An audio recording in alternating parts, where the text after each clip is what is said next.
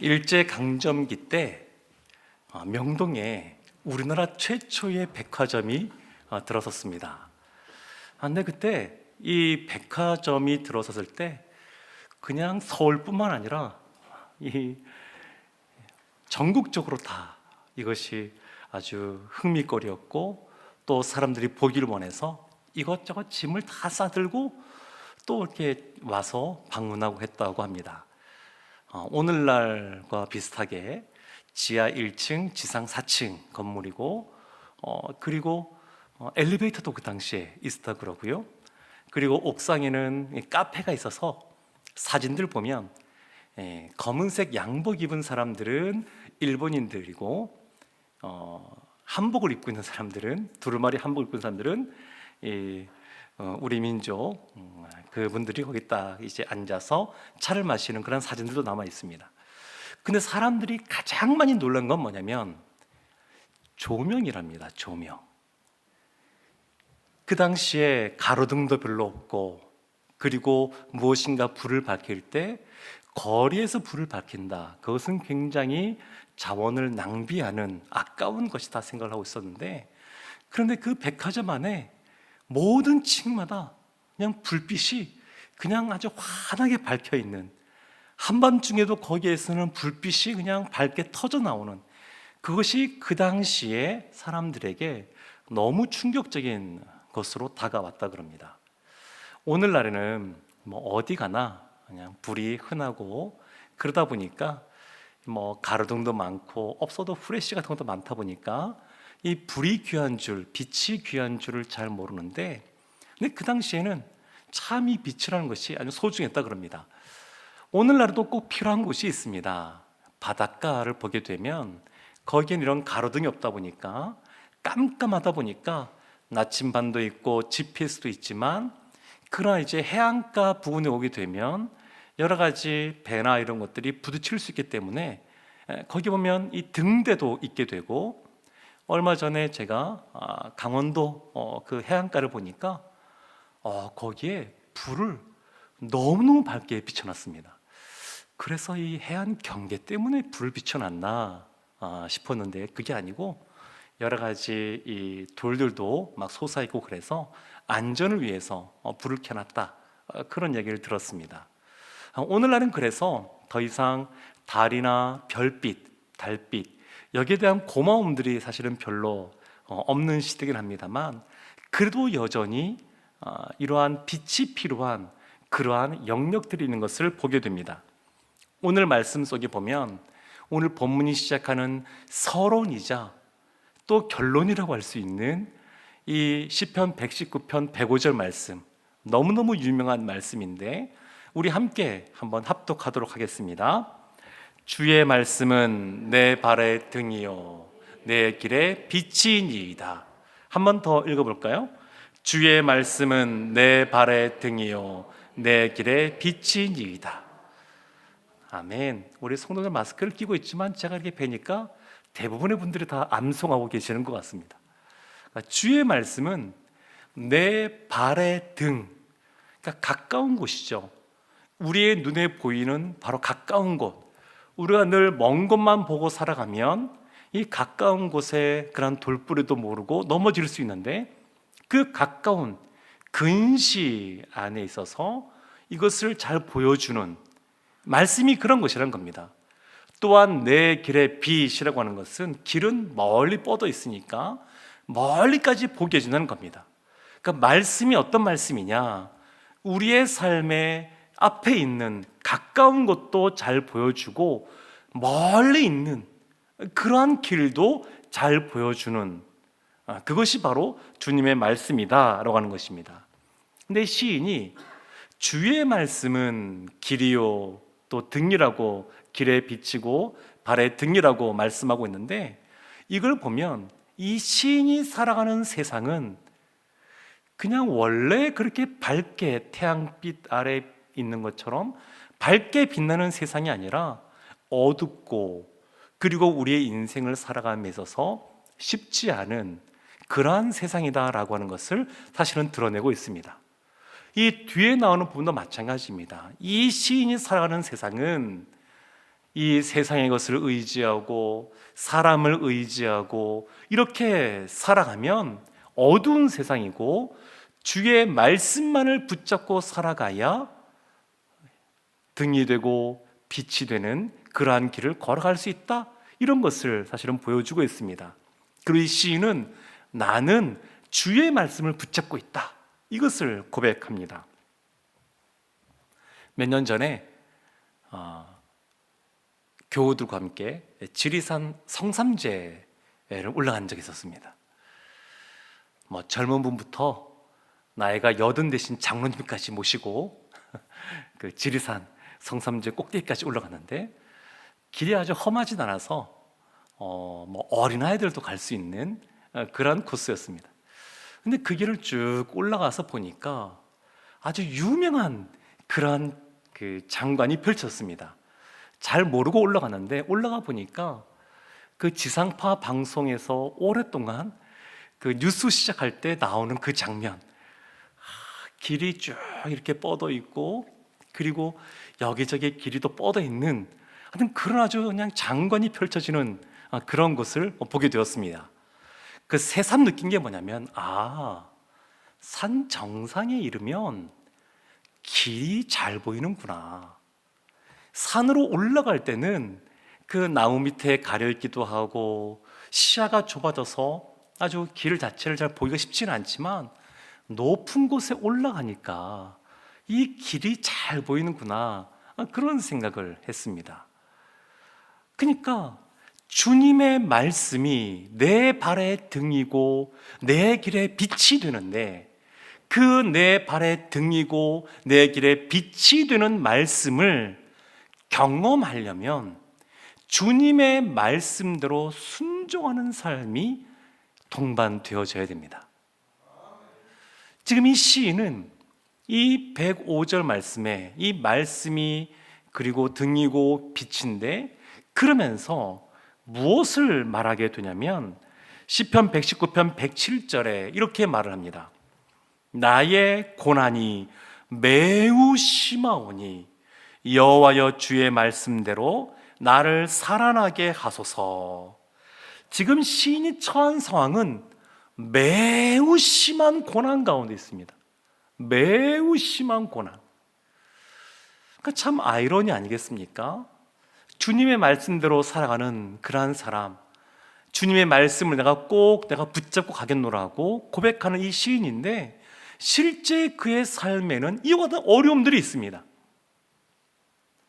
꿈 많은 우리 청소년, 청년, 이 나이대 되면 아직까지는 인생 자체가 여러 가지 꿈을 크게 꾸고 또 비전을 갖고 무엇인가 할 수 있는, 하면 다 될 것 같은 그러한 시기들을 보내게 됩니다. 근데 막상 직장을 또 가게 되고 또 가정도 꾸리게 되고 여러 가지 일들을 겪다 보게 되면 이 인생이라는 것이 쉽지가 않구나, 그런 것들을 이제 배워가게 되는데, 근데 이 시인이 마치 그와 같은 것을 경험하는 겁니다. 근데 보통 경험하는 것이 아니라 매우 심하게 그것을 경험합니다. 그래서 이 시인의 고백이 그겁니다. 내 삶 속에 매우 심한 고난이 있지만 그 고난 중에 등이고 빛이 되는 말씀이 내게 있다는 겁니다. 주님의 말씀이 등이고 빛이기 때문에 깜깜한 그러한 그 밤에, 또 바닷가에서 조난당해 있는 그런 상태에서 아무것도 보이지 않을 때 무엇인가 빛이 비치면, 등대가 비치면 그것을 보고 갈 수 있고 마음의 안정감이 들기도 하는데, 이 말씀이 그 같은 거라는 겁니다. 죽을 것 같은 그러한 때에 말씀을 들으면 나를 살아나게 하소서, 이것처럼 내가 살겠습니다, 이렇게 고백하는 겁니다. 너무너무 힘든 이 어려움이 시인 가운데 찾아왔는데 말씀을 들으면 내가 살 것 같습니다. 그래서 119편 109절에 이렇게 말합니다. 나의 생명이 항상 위기에 있사오나 나는 주의 법을 잊지 아니하나이다. 생명이 항상 위기에 있답니다. 그러니까 시인이 처한 상황이 참 어려운 상황이라는 것을 알 수 있습니다. 119편 보면 이 시인이 이 말씀 붙잡으며 하나님께 찬양하는 내용이 참 많이 나오는데, 그 찬양을 언제 하고 있느냐? 고난 중에 하고 있는 겁니다. 고난 중에. 마치 사도 바울이 빌립보 감옥에 있으면서 신라와 함께 그 감옥에 있으면서도 하나님을 찬양했던 것처럼, 로마의 감옥에 있으면서도 빌립보 교회 성도님들에게 편지를 써보내면서 내가 주 안에서 너희를 생각할 때마다 감사하고 또 기도할 때마다 기쁘다, 그렇게 고백했던 것처럼 이 시인도 그런 겁니다. 생명이 항상 위기 가운데 있는 것 같은, 목숨이 왔다 갔다 하는 그런 상황, 이 심각한 상황 중에서도 하나님을 찬양한다는 겁니다. 시편 119편 110절엔 이렇게 말합니다. 악인들이 나를 해하려고 올무를 놓았사오나. 말씀대로 살려고 하는데 왜 우리 가운데 어려움들이 오겠습니까? 악인들이 가만히 두지 않기 때문에 그렇습니다. 주님의 뜻대로 경건하게 살고자 애쓰고 힘쓰는 사람들, 말씀대로 순종의 삶을 살려고 하는 사람들, 세상이 가만두지 않습니다. 세상이, 또 이 세상을 주관하고 있는 어둠의 세력이 그냥 두지 않습니다. 어떻게 해서든지 간에 우리 가운데 마음의 탐심을 자극하고 마음의 욕심을 불러일으키고 또 여러 가지 그 안에 갈등을 부추기고 또 분열하게 하고 여러 가지 방법들을 동원해서 하나님 말씀에서 멀어지게 하려고 합니다. 그래서 신자의 삶은 항상 영적 전쟁 가운데 놓여 있습니다. 우리가 신자로서 하나님 앞에 살아간다고 하는 것은 늘 하나님이 주신 그러한 사명을 감당하는 사람으로 우리가 부름을 받았기 때문에 영적 전쟁에서 벗어날 수가 없습니다. 이미 예수님이 십자가에서 승리하셨지만 그러나 주님이 다시 오실 그날까지 피할 수 없는 그러한 싸움을 우리가 해 가야 될 줄로 믿습니다. 사랑하는 성도 여러분, 그럼에도 불구하고 믿음의 사람들, 의인이라고 여겨지는 그러한 사람들, 그런 사람들이 어려움을 당할 때 주일날 예배에 나오고 또 이 금요일날 이 밤에 기도의 자리에 나옴에도 불구하고 왜 우리 가운데 이런 어려움들이 있는가?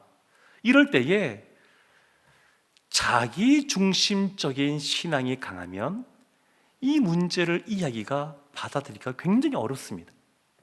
왜 나는 믿음 생활을 더 열심히 하고 말씀대로 살려가려고 나름대로 애를 쓰는데 이러한 어려움이 오는가? 그것도 한순간이 아니라 이 시인은 생명이 항상 위기에 놓여있기도 했는데 왜 끊임없이 파도가 한 번 치고 마는 것이 아니라 계속해서 밀려오면서 계속 치듯이 우리의 삶 가운데 그런 어려움이 있는가? 이야기가 어려울 수 있고 이 문제가 심각할 수도 있습니다. 그러나 사랑하는 성도 여러분, 경건한 사람들은, 이러한 단계를 딛고 일어선 사람들은 이 어려움이 올 때에 그냥 그것을 어려움이 찾아왔구나 생각하고 기도할 뿐입니다. 어려움을 찾아왔을 때에 왜 나에게 하나님 이런 어려움을 주십니까? 이렇게 하는 것이 아니라 그때에 말씀을 붙잡을 뿐입니다. 하나님을 더 깊이 알고 깨닫고 누리는 사람들은 우리의 삶 가운데, 우리의 공동체 가운데, 가정 가운데 어려움이 왔을 때에 그것을 마땅히 해야 될 걸로 생각하고 그냥 견뎌야 될 걸로 생각하고 하나님을 의지해야 되는 것으로 알고 그냥 나가는 것뿐입니다. 생활의 달인 이런 프로그램 같은 거 보게 되면 그 달인들 보면 끊임없이 그 하는 일들에 대해서 그것을 반복해서 수행합니다. 무술의 고수 이런 사람은 어떤 그 무예를 닦음에 있어서 끊임없이 훈련을 합니다. 그래서 그 경지에 오르는 것을 볼 수 있습니다. 사람들이 좋아하는 어떤 음악회나 또 미술회를 여는 그런 분들을 보게 되면 끊임없이 본인이 수고하고 노력하고 그래서 그 경지에 이른 것을 볼 수 있습니다. 신앙도 비슷합니다. 신앙도 어느 정도 이런 어려움들이 왔을 때에 그렇게 어렵게 여기지 않고 믿음으로 담대하게 반응하며 나가려면 그와 같이 끊임없이 말씀 가운데 살아가려고 부딪히고, 그리고 본인의 힘으로 할 수 없으니까 기도해서 하나님 앞에 은혜를 구하고 능력을 받고, 이러한 삶이 반복적으로 있는 것이 필요합니다. 사도 바울은 이 모든 과정을 지나고 나니까 감옥에 있으면서도 외식한 것이 아니라 진짜 그 마음속에 기쁨과 감사가 넘치는 겁니다. 믿음의 선진들이 그랬습니다.